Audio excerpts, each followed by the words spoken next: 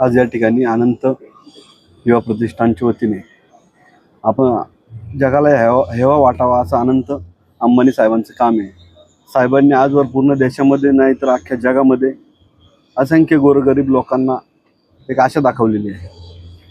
साहेबांचीच प्रेरणा घेऊन आम्ही सर्वजण अनंत युवा प्रतिष्ठानचं काम करतोय। या कार्यक्रमासाठी आदरणीय राज्यमंत्री बाळाभाऊ वेगळे आलेत, भाऊंचेही मनापासून आभार। तसेच आमचे कामगार नेते इरफानभाई सय्यद आलेत, त्यांचेही मनापासून आभार। आणि अनंत साहेबांचं प्रेरणा घेऊनच आम्ही पुढील काम करणार आहोत। धन्यवाद।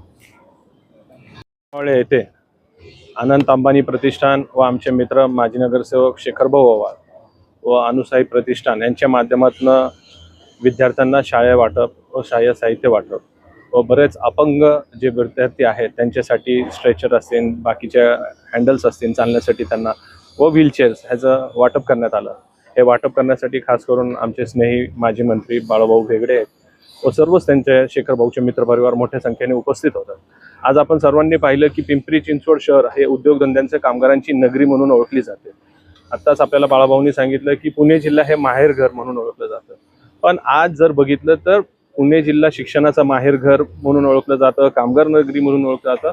पण हळूहळू आपण पाहताय की आज इंडस्ट्रियल हब, ऑटोमोबाईल सेक्टर असतील व मॅन्युफॅक्चरिंग सेक्टर असतील हेही मोठ्या प्रमाणात आहेत।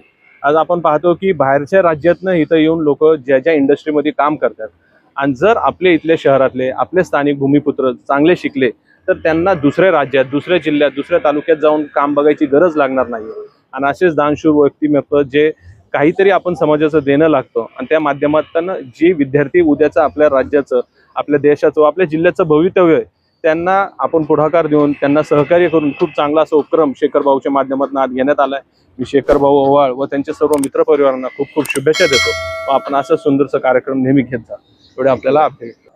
पुनावळे या ठिकाणी या भागातील गोरगरीब गरजू विद्यार्थ्यांना शालेय साहित्य वाटप कार्यक्रमाच्या निमित्ताने अनंत युवा प्रतिष्ठान त्याचबरोबर अनुसाहेबाई ओवाळ यांच्या संयुक्त विद्यमाने माध्यमिक व उच्च माध्यमिक शाळा यांनी या ठिकाणी विद्यार्थ्यांना आज कार्यक्रम आयोजित केला। प्रामुख्याने आमचे सहकारी शेखरभाऊ ओवाळ असेल, त्याचबरोबर रुपालीताई असेल यांच्या माध्यमातून या कार्यक्रमाचं आयोजन केलं। आमचे सहकारी इरफानभाई असतील, लोमामा असतील आणि अनेक सहकारी या ठिकाणी उपस्थित होते।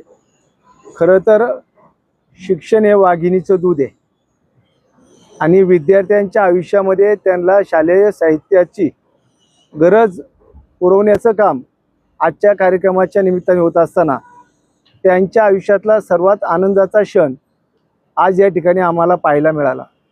आणि ही गोष्ट आपल्या सर्वांच्या दृष्टीने महत्त्वाची आहे। एखाद्या विद्यार्थ्याचं आयुष्य घडवण्याचं काम आपण करतो, म्हणजे जसा मातीच्या गोळ्याला आपण घडवतो तसं विद्यार्थ्यांना पुढच्या त्याच्या आयुष्याचं घडवण्याचं काम ही शैक्षणिक संस्था करत आहे।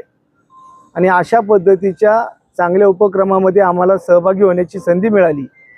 या विद्यार्थ्यांच्या भविष्यातील शैक्षणिक करिअरमध्ये त्यांना चांगलं मार्गदर्शन मिळावं, त्यांना चांगल्या पद्धतीची दिशा मिळावी, हा जो उपक्रम शेखरभाऊ त्यांच्या सर्व सहकाऱ्यांनी अनंत अंबानी यांच्या प्रेरणास्थान म्हणून घेऊन हा कार्यक्रम चालू केला। मी त्यांचं मनापासून कौतुक करतो, त्यांच्या भावी कार्याला शुभेच्छा देतो। धन्यवाद। जय हिंद, जय महाराष्ट्र। जाएंगे आज आनंद फाउंडेशन और आयोजित बहुत आनंद आया यहाँ पर आकर जी के साथ में और शेखर जी ने साथ में प्रोग्राम विद्यार्थी के लिए ऑर्गेनाइज किया। मुझे बड़ी खुशी है अगर ऐसे प्रोग्राम समाज में ऑर्गेनाइज करते रहेंगे तो शिक्षा ज्ञान को एक नई दिशा मिलेगी। मुझे बड़ी खुशी हुई यहाँ। मेरा यही संदेश है कि देखिए मैं उन धर्म गुरुओं में नहीं जो किसी धर्म के लिए बात करती है, मैं मानव धर्म के लिए बात नहीं। जब कोई तकलीफ में है तो हम उसका धर्म नहीं की मदद करने आगे अपने हाथ बढ़ाएं के साथ। अगर अच्छा हो रहा है तो कुछ अन्याय भी हो रहा है, मैं चाहती हूँ कि हम सब मिलके एक दूसरे की मदद के लिए हाथ बढ़ाएं। नहीं होती गीता, कुरान, बाइबल या आप जो भी ग्रंथ याद देखेंगे वहाँ एक ही संदेश मिला मुझे कि मानव से बड़ा इस दुनिया में कोई